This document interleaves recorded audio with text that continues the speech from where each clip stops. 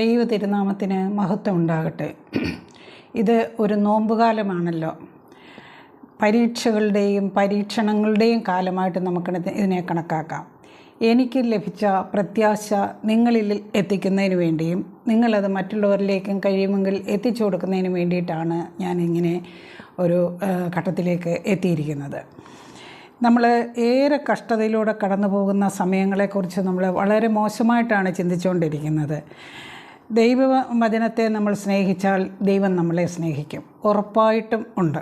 ഞാനിത് സമർപ്പിക്കുന്നത് ഏറെ കഷ്ടതയിൽ ആയിരിക്കുന്നവർക്ക് വേണ്ടിയിട്ടും തൻ്റെ മനസ്സിപ്പോൾ തന്നെ കൈവിട്ട് പോകുമെന്നുള്ള ഏറ്റവും ദുഃഖാവസ്ഥയിലിരിക്കുന്നവർക്ക് വേണ്ടിയിട്ടും ദൈവരാജ്യത്തെക്കുറിച്ച് ചിന്തയുള്ളവർക്കും വേണ്ടിയിട്ടാണ് ഞാനിത് സമർപ്പിക്കുന്നത്. വേദപുസ്തകം സാധാരണ നമുക്ക് രണ്ട് രീതിയിൽ വായിക്കാം. വെറുതെ വായിച്ചു വിടാം, അല്ലാതെ അതിലെ ദിവ്യ രഹസ്യങ്ങൾ നേടിയെടുക്കാൻ വേണ്ടിയിട്ട് നമുക്ക് വായിക്കാം.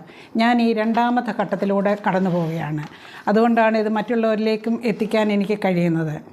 എൻ്റെ വിഷയം എന്ന് പറയുന്നത്, എന്തുകൊണ്ട് സഹിഷ്ണുതയിലൂടെ നാം കടന്നു പോകണം, എന്തുകൊണ്ട് സഹിഷ്ണുതയിലൂടെ നാം കടന്നു പോകണം. വെളിപാട് 3:10 സഹിഷ്ണുതയെക്കുറിച്ചുള്ള എൻ്റെ വചനം നീ കാത്തുകൊണ്ടിരുന്നതിനാൽ ഭൂമിയിൽ വസിക്കുന്നവരെ പരീക്ഷിക്കേണ്ടതിന് ഭൂതലത്തിലെങ്ങും വരുവാനുള്ള പരീക്ഷാകാലത്ത് ഞാൻ നിന്നെ കാക്കും എന്ന് പറഞ്ഞാൽ തീർച്ചയായിട്ടും നമ്മളേറെ ശ്രദ്ധിക്കേണ്ട കാര്യമുണ്ട്. ഇതിനകത്തൊരു കണ്ടീഷൻ പറയുന്നുണ്ട്. നിനക്ക് സഹിഷ്ണുതയെക്കുറിച്ചുള്ള എൻ്റെ വചനം നീ കാത്തുകൊള്ളണം. അങ്ങനെ ഇരുന്നാൽ ഭൂമിയിൽ വസിക്കുന്നവർ എല്ലാ മനുഷ്യർക്കും ഒരു പരീക്ഷാകാലമുണ്ട്. ആ പരീക്ഷാകാലത്ത് നീ അങ്ങനെ സഹിഷ്ണുതയോടെ ഇരുന്നാൽ നിന്നെ ഞാൻ കാത്തുകൊള്ളും. അതാണ്. ഭൂമിയിൽ വസിക്കുന്ന ഏത് മനുഷ്യനും ഉണ്ടൊരു കഷ്ടത. അപ്പോൾ ആ പരീക്ഷാകാലത്ത് ഞാൻ നിന്നെ കാത്തുകൊള്ളാം, നീ സഹിഷ്ണുതയോടെ ഇരുന്നാൽ മാത്രം മതി എന്നാണ് പറയുന്നത്. കൂടാതെ വേറൊരു വചനം കൂടി നമുക്ക് എടുക്കാം. റോമർക്കെഴുതിയ ലേഖനം 5-ാം അധ്യായം 3-ാമത്തെ വാക്യം. കഷ്ടത സഹിഷ്ണുതയെയും സഹിഷ്ണുത സിദ്ധതയെയും സിദ്ധത പ്രത്യാശയെയും ഉളവാക്കുന്നു എന്ന് അറിഞ്ഞ് നാം കഷ്ടങ്ങളിലും പ്രശംസിക്കുന്നു എന്നാണ്.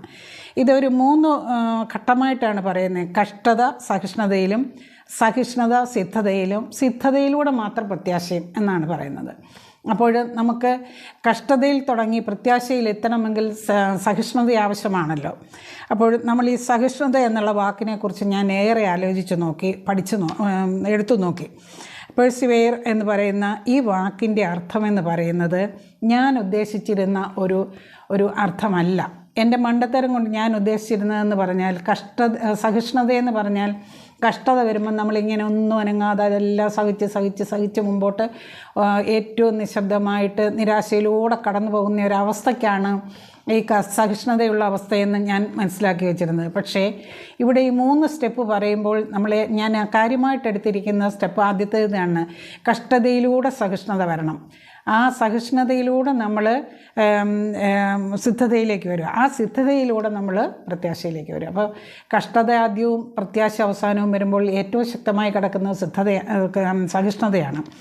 അപ്പോൾ നമുക്ക് സഹിഷ്ണുതയെന്ന് പറയുമ്പോൾ അതിൻ്റെ വേർഡ് മീനിങ്ങിലൂടെ പോവുകയാണെങ്കിൽ അത് എന്ന് പറയുന്നത് നിരന്തരമായി പ്രവർത്തിക്കുക, സ്ഥിരാത്സാഹത്തോടെ പ്രവർത്തിക്കുക, persist in anything, continue doing, അശ്രാന്ത പരിശ്രമം. ഇങ്ങനെയൊക്കെയുള്ള അശ്രാന്ത പരിശ്രമം, വെറുതെ ഇരിക്കുന്ന അവസ്ഥയ്ക്കല്ല അത് പറയുന്നത്. തീർച്ചയായിട്ടും നമ്മൾ ഏറ്റവും കഠിനാധ്വാനത്തോടുകൂടി ഈ കഷ്ടതയെ അതിജീവിക്കാൻ വേണ്ടി പരിശ്രമിച്ചുകൊണ്ടേ ഇരിക്കുന്ന അവസ്ഥയ്ക്കാണ് സഹിഷ്ണുതയെന്ന് പറയുന്നത്.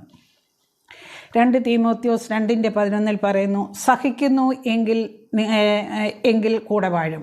തമ്പുരാൻ്റെ കൽപ്പനയാണത്.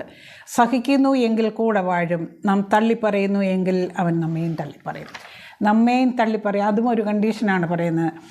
സാധാരണ നമ്മൾ കഷ്ടത വരുമ്പോൾ ഒരു സ്വഭാവം ഉണ്ടല്ലോ. കഷ്ടതകളെല്ലാം നമ്മളിങ്ങനെ വിളിച്ച് പറഞ്ഞുകൊണ്ട് കാണുന്നവരോടും പോകുന്നവരോടും എല്ലാം അങ്ങ് പറഞ്ഞ് സാധാരണ നമ്മൾ ആ മനുഷ്യരെയും മുഷിപ്പിക്കും, ദൈവത്തെയും മുഷിപ്പിക്കും. നമ്മുടെ കഷ്ടതകളെല്ലാം കൂടെ പറഞ്ഞ് അങ്ങനെ പ്രയാസങ്ങൾ എപ്പോഴും പറഞ്ഞുകൊണ്ട് നടക്കരുത്. അങ്ങനെ അത് നമ്മുടെ പ്രത്യാശ നഷ്ടപ്പെടാൻ കാരണമാകത്തേ ഉള്ളൂ. നമുക്ക് പ്രത്യാശ ഇല്ലാതാകുന്ന ഒരവസ്ഥയാണ്. അപ്പോൾ നമുക്ക് നമ്മുടെ പ്രയാസങ്ങളോട് ദുഃഖങ്ങളോട് നമുക്ക് പറയാം, എനിക്കൊരു ദൈവമുണ്ട്. അപ്പോഴാണ് നാം സ്ഥിരോത്സാഹത്തോടെ പ്രവർത്തിക്കാൻ തുടങ്ങുന്നത്. ആ കഷ്ടതയോടാണ് നാം പറയേണ്ടത്, എനിക്കൊരു ദൈവമുണ്ട് എന്ന്.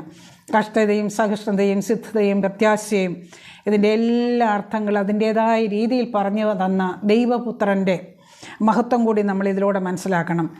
ഈ യേശു തമ്പുരാൻ്റെ അവസാന ദിനങ്ങളിൽ എന്ന് പറഞ്ഞാൽ ദിനങ്ങൾ എണ്ണപ്പെട്ട് കഴിഞ്ഞിരിക്കുന്നു എന്ന് മനസ്സിലായ സമയത്ത് യേശു കർത്താവ് തൻ്റെ ശിഷ്യന്മാരെക്കുറിച്ച് പിതാവിനോട് പറയുന്ന ഒരു സെൻറ്റൻസാണ്, ഒരു വാക്യമാണ് ഞാനിപ്പോൾ ഇവിടെ എടുത്തിരിക്കുന്നത്. കേട്ടു നോക്കൂ. യോഹന്നാൻ 17:12. അവരോട് കൂടെ ആയിരുന്നപ്പോൾ ഞാൻ അവരെ നീ എനിക്ക് തന്നിരുന്ന നിൻ്റെ നാമത്തിൽ കാത്തുകൊണ്ടിരുന്നു, ഞാൻ അവരെ സൂക്ഷിച്ചു. വളരെ ശ്രദ്ധയോടുകൂടിയാണ് ആ വാക്ക് നമ്മൾ എടുക്കേണ്ടത്.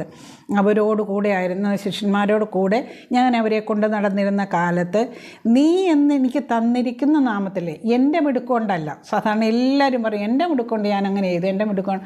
അങ്ങനെയല്ല, നീ എനിക്ക് തന്നിരിക്കുന്ന നിൻ്റെ നാമത്തിൽ ഞാൻ അവരെ സൂക്ഷിച്ചു, കാത്തുകൊണ്ടു എന്നാണ് പറയുന്നത്. 11 പേരെയും പിതാവായ ദൈവത്തിന് സമർപ്പിക്കുന്ന ഒരു പ്രാർത്ഥനാ ശുശ്രൂഷയാണ് യഥാർത്ഥത്തിൽ അത്. ഒരു പ്രാർത്ഥനയോട് എൻ്റെ പിതാവെ ഞാൻ ഇവരെ അങ്ങയുടെ മുമ്പിൽ സമർപ്പിക്കുന്നത് കുറേ ഉണ്ട്. അവിടെ നിന്ന് വായിച്ച് നോക്കുന്നത് നല്ലതായിരിക്കും. നമ്മളെ ഏൽപ്പിച്ചിരിക്കുന്നവരെ നമ്മൾ എങ്ങനെയാണ് കൈകാര്യം ചെയ്യേണ്ടത്, എങ്ങനെയാണ് അവരോട് നമ്മൾ എങ്ങനെ ആയിരിക്കണം എന്നുള്ളതാണ്. ഏറ്റവും പീഡനമേറ്റ് കഷ്ടതയുടെ അങ്ങേ അറ്റത്ത് വന്ന് ഞാൻ കൊല്ലപ്പെടുമെന്ന് മനസ്സിലാക്കിയ യേശു തമ്പുരാനാണ് ഇങ്ങനെ പറയുന്നത്. ഇതാണ് യഥാർത്ഥത്തിൽ സഹിഷ്ണുത എന്ന് പറയുന്നത്. നാം നിരന്തരം പ്രയത്നിച്ചുകൊണ്ടേയിരിക്കുക. നമ്മുടെ മിടുക്കൊണ്ടല്ല, ദൈവത്തിൻ്റെ നാമത്തിൽ കാത്തുകൊണ്ടു എന്നാണ് യേശു തമ്പുരാൻ പോലും പറഞ്ഞിരിക്കുന്നത്. നമ്മളെന്തെങ്കിലും ചെയ്താലെല്ലാം നമ്മുടെ നാമം അങ്ങ് ഏറ്റെടുക്കാൻ നിൽക്കും. സ്വന്തം മിടുക്കിൽ അഭിമാനം കൊണ്ടുകൊണ്ടാണ് നമ്മൾ എന്ത് ചെയ്താലും കാര്യങ്ങൾ മുമ്പോട്ട് കൊണ്ടുപോകുന്നത്.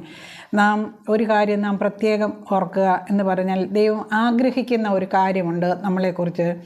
ദൈവത്തിൻ്റെ ലെവലിൽ ആ ലെവലിൽ നമ്മൾ എത്തണം. എന്നെപ്പോലെ എന്ന് പലയിടത്തും പറയുന്നുണ്ട്. ദൈവത്തിൻ്റെ ലെവലിൽ നമ്മൾ എത്തണം എന്ന് പറയുന്നുണ്ട്. അപ്പം ഇത് പ്രത്യേകം സൂക്ഷിക്കുന്നതല്ല, ദൈവത്തിൻ്റെ നാമത്തിൽ മാത്രമേ നമ്മൾ ഏറെ കാര്യങ്ങൾ ചെയ്യാൻ പറ്റത്തുള്ളൂ എന്നത് മനസ്സിലാക്കുന്നത് നല്ലതായിരിക്കും.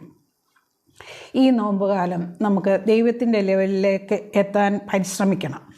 അപ്പോൾ ദൈവം നമ്മളെ ഏറെ കാത്തുകൊള്ളും എന്നാണല്ലോ പറയുന്നത്. ഒന്നാമത് നമ്മൾ ഓർക്കണം, ദൈവത്തിൻ്റെ ലെവലിൽ എത്തിയവരുണ്ട്, ധാരാളം പേരുണ്ട്. ആ ലെവലിലേക്ക് എത്തിക്കൊണ്ടിരിക്കുന്നവരുമുണ്ട്. ആ എത്തിക്കൊണ്ടിരിക്കുന്നവരോടാണ് യേശു തമ്പുരാൻ കൂടെ, അല്ലെങ്കിൽ ദൈവം തമ്പുരാൻ്റെ ഏറ്റവും കരുതലുകൾ ഉള്ളത് എന്ന് നമുക്കറിയാം. സാധാരണ നമ്മൾ പറയത്തില്ലേ, ഇളയ കുഞ്ഞിനോടാണ് അമ്മയ്ക്ക് സ്നേഹക്കൂടുതൽ അല്ലെങ്കിൽ കരുതൽ കൂടുതൽ എന്ന്. സാധാരണ നമ്മൾക്ക് കേൾക്കാം. അമ്മയെന്ന് പറയുന്നത് ഒരു പോരാളിയാണ്. കാരണം ഈ കൊച്ചു കുഞ്ഞിനെ വളർത്തി വലുതാക്കി കൊണ്ടുവരിക എന്ന് പറയുന്ന ഒരു പോരാളിയാണ്. അതുപോലെ തന്നെ നമ്മുടെ കഷ്ടതയിലൂടെ കാലത്ത് നാം സഹിഷ്ണുതയോടെ ഇരിക്കേണ്ട ഒരു പോരാളിയായിട്ട് നമ്മൾ മാറണം. അത് ഇനി എനിക്ക് ഇത് ജീവിച്ചേ പറ്റത്തുള്ളൂ എന്നുള്ള ഒരു തീരുമാനം നമ്മൾ നിരാശരാകരുത്. തീരുമാനം നമ്മൾ എടുക്കണം.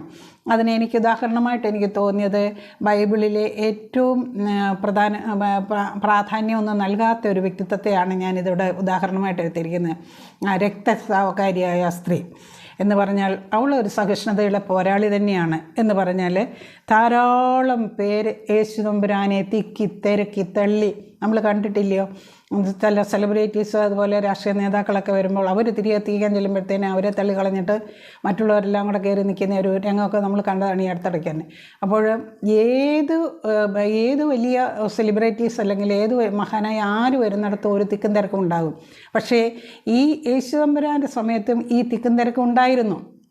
യേശുവിനെ കാണാനും പ്രസംഗം കേൾക്കാനുമായിട്ട് ഭയങ്കര അത്ഭുതങ്ങൾ കാണാനും ഒക്കെ ആയിട്ട് ഒരുപാട് തിക്കും തിരക്കമുള്ള സമയത്താണ് അവൾ മാത്രം എന്നെ തൊട്ടത് ആര്, അവൾ തൊട്ടപ്പോഴാണ് യേശുവരാൻ പറയുന്നത് എന്നെ തൊട്ടത് ആര് എന്ന്. അതിനൊരു പ്രത്യേക കാരണമുണ്ട്. എന്ന് പറഞ്ഞാൽ അവൾ നിശ്ചയിച്ചുറപ്പിച്ചു വരികയാണ്, ഇതെൻ്റെ സൗഖ്യദായകനാണ്, ഞാൻ സൗഖ്യം വാങ്ങി തിരിച്ചു പോകുമെന്ന്. അതുകൊണ്ടാണ് അവൾ തൊട്ടത് മാത്രം തമ്പുരാൻ കർത്താവ് പറയുന്നത്.